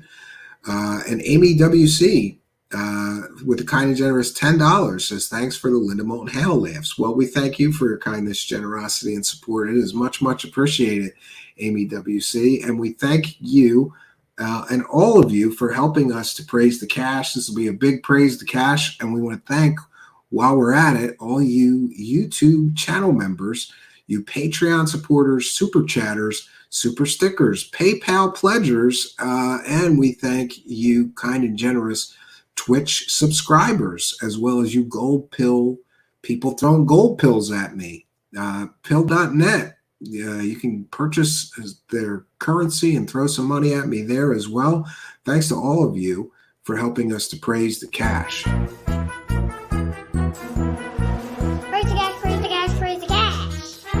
Thank you for your kindness. Thank you for your generosity. Praise the cash, praise the cash, praise the cash!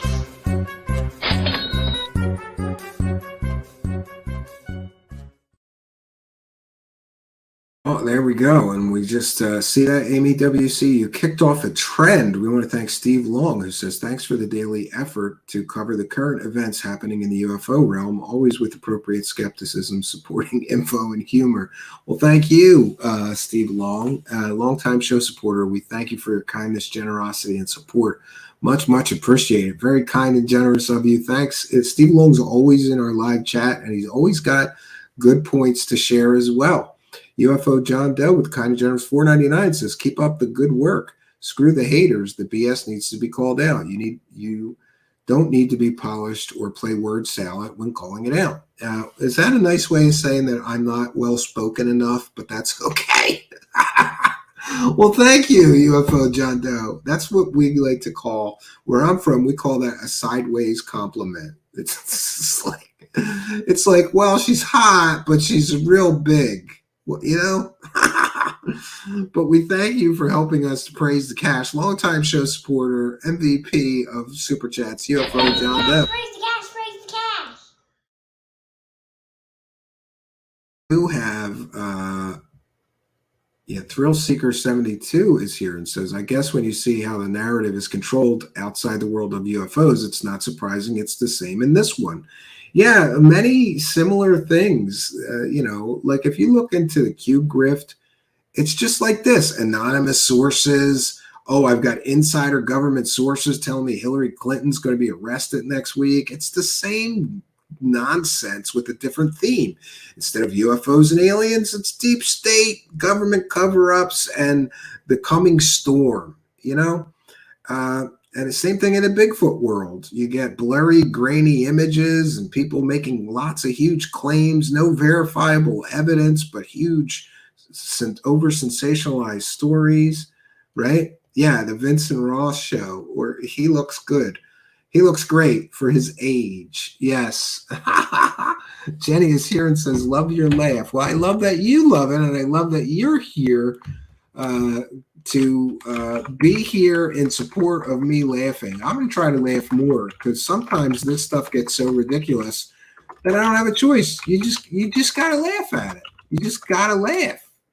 I got to laugh to keep myself from crying. Why am I spending so much time on this stuff, right? It just doesn't add up. Like, the amount of time that I spent on this stuff.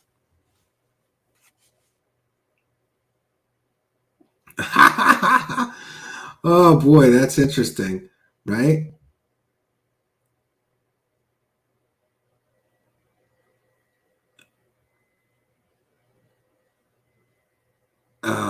Yeah, I'll talk about that on another show.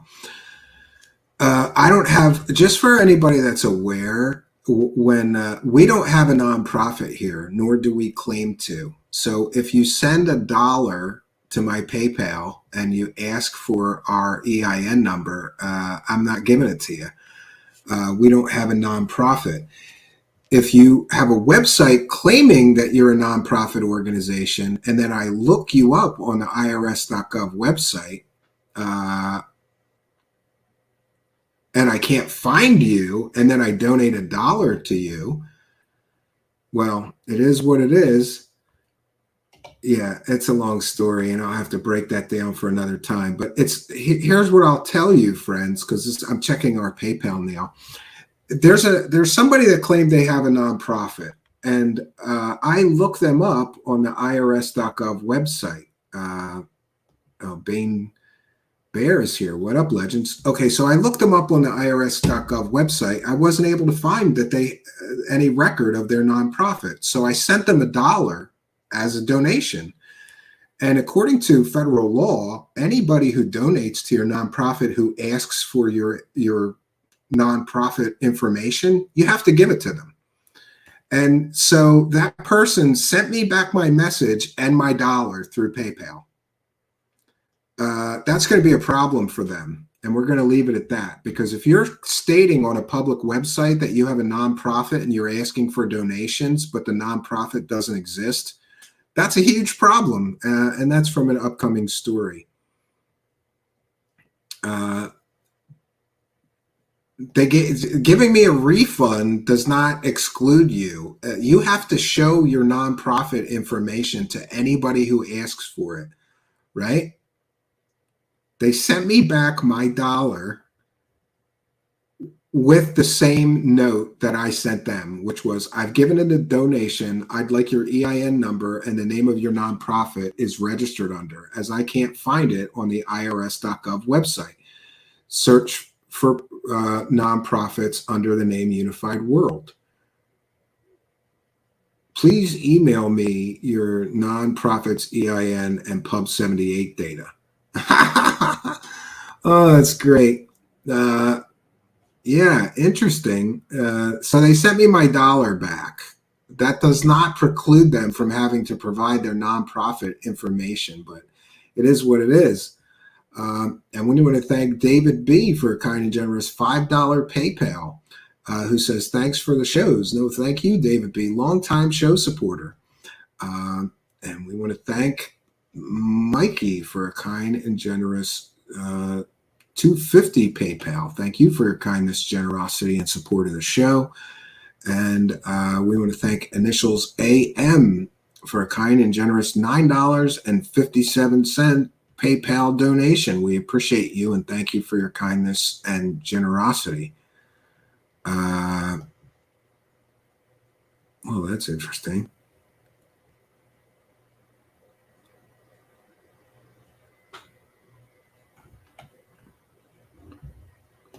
Okay, I know what that is. Okay, so we're all caught up on the, I call them PayPal pledges. And just to be clear, we don't have a nonprofit. We pay taxes on whatever donations, pledges, whatever you want to call them. Any financial support sent our way. Yeah, there are nonprofit organizations that are not tax exempt. Then there are tax exempt organizations that are not eligible for tax deductible contributions. Stephen P. Wright, if you're an expert on these things, I could use one. So please send me an email at truthseekershow@gmail.com. I'm aware that ask for another $1. Jello Putin, thanks for being a member, says ask for another $1. Yeah. Mark D. Truthseeker says, in my experience, Stephen responds to all who message him with a question in the Truthseekers Discord. Yes, I do. Renee Cruz is here. Welcome, Renee Cruz. Haven't seen you in a while. I missed your lovely avatar, right? Stephen Cambion, B. Baker. All right.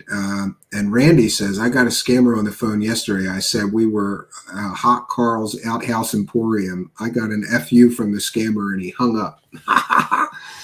UFO John, oh, you didn't have to do that. I was just teasing you.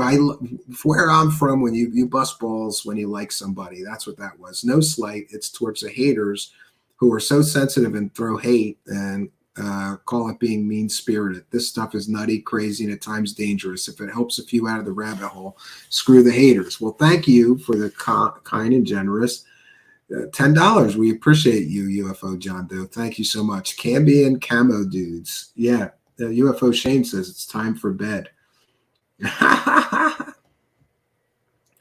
Oh, Kepsa, that's a hot button issue. That guy got a Nazi got a standing ovation in Canadian Parliament with Zelensky, right? Someday I'm going to do a show on the Ukrainian war, but I'm afraid to do it because we don't do politics, and I don't want to offend anybody with my personal beliefs about that. Stephen sent you an email about the lack of UFO proof and continuing search. Hope you enjoy it. Cohen says, Stephen is an entertainer. Everything is a tax write-off when you're an entertainer. He should know this. Well, everything I purchase for the show is a write-off. Sure. Yeah. I mean, I still have to pay for it. You know, whoa, I used to be in a band with a girl named Renee Cruz. Crazy. Yeah. Amy WC says, Steve answered me on Twitter. He does respond. Yeah, I try to respond to everybody. I'm a pretty public person, right? Yeah, I love your live show too, Stephen. Oh, well, thank you, Renee Cruz. We appreciate it. I just think it's great that I got a refund. They applauded someone who threw up the straight arm. Great. YouTube will shut you down if you talk bad about Ukraine. Oh, yeah, that's another reason that I'm going to try to avoid that. All right. So also, I just want to mention that you may see some changes to our channel. I got to make some tough decisions in the coming week about many things. But I just want to go on the record and say that nothing is changing for the worse. Any changes that I make, whether we're just going to be making some changes to our whole channel here. Both when you visit the channel, you'll see some changes. Some things may not be so upfront. Some videos may be gone. So enjoy the archive while you can, because we may be making some radical changes, mostly for, I don't want to say legal reasons, because that's not entirely accurate. More like peace of mind and turning the page reasons. What I will say is that it's never good to let things become too personal. And at times, when covering certain, let's just say it this way, at times when covering certain conspiracy-linked characters, I have allowed myself to, it got personal, and I don't want to do that. I don't want to do that. I don't want to, I just don't want things to get personal anymore.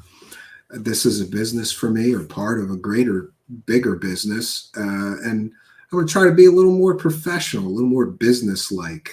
That probably means I won't be telling as many people to go suck things, or, you know, you get it. And I may, some of those things may be going away.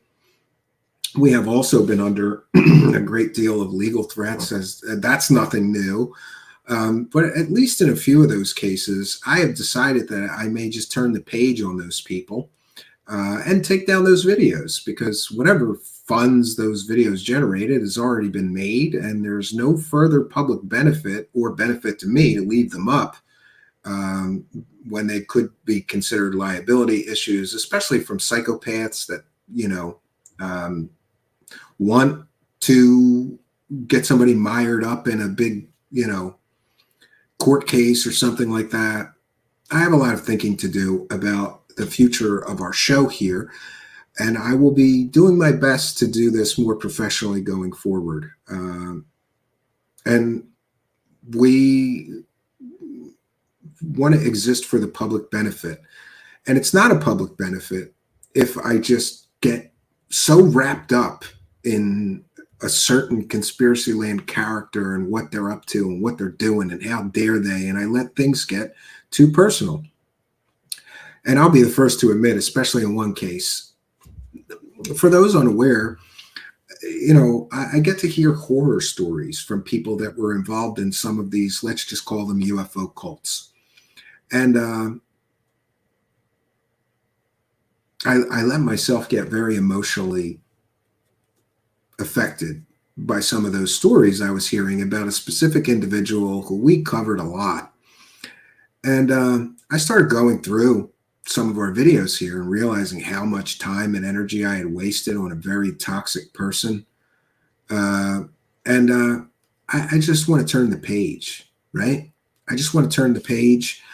But I realized that I have done more than most have done to make a difference in that situation, and at great personal and legal risk to myself and my company. I just want to turn the page on certain individuals, and I don't want to waste time and energy on people that I think are past their, let's just say past their expiration date. If we have contributed to someone not being able to really grift like they used to, and their time in the spotlight is, let's just say, ending or becoming significantly reduced thanks to our efforts, then there's really no further benefit to me to keep beating, I hate to use that term, but beating a dead horse, especially when leaving videos up or continuing to beat that dead horse presents a serious legal and financial risk to both myself and my company. So, I heard about that. Dawn Richardson, and thanks for being a member, says Ryder Lee had his live show cut today. The excuse made no sense. Yeah, there's a lot of increased censorship. And that's why we're really glad for new distribution partners, pill.net. I'm not going to turn this into one of their ad reads or commercials, but go to www.pill.net. We're there. It's a free speech platform. There's no censorship at all. Now, to some of you, that may be very dangerous, right? Wes Snipes reminding me, don't let that person win. No, he's the least of my worries, honestly. But we do have this demonetization issue, which is another reason why I wanted to try to make things a little more professional here. I can't complain if I haven't taken efforts to and tonight's broadcast is still monetized. We'll see how long it remains that way. Normally after the broadcast ends, they turn the ads off and demonetize us. I'm aware that Ryder Lee was somehow covering Mirage Men, and I think they were playing too much of the film, and YouTube just pulled their stream. So the increased censorship is a real problem here, right? B. Baker saying Ryder's a good guy. Yeah. Paragon Reason is here offering some wisdom. That sounds like some wisdom to me. Paragon Reason says, whatever stones you turned over on your journey helps build the bridge to where you're going. That is very wise of you, Paragon Reason. Thank you. I needed to hear that. I'm going to remember that. That's a great quote. Tales of the Sonic Voyage is here, and thanks for being a member, says, yeah, but Linda Moulton Howe still killed those cows with a shovel. I truly believe it. I truly believe it. There's more evidence that Linda Moulton Howe, by the way, check out our latest video. It's in the videos section here. It's called Linda Moulton Howe Killed Those Cows. There is now more evidence that Linda Moulton Howe killed those cows than aliens killed those cows. So there's that, right?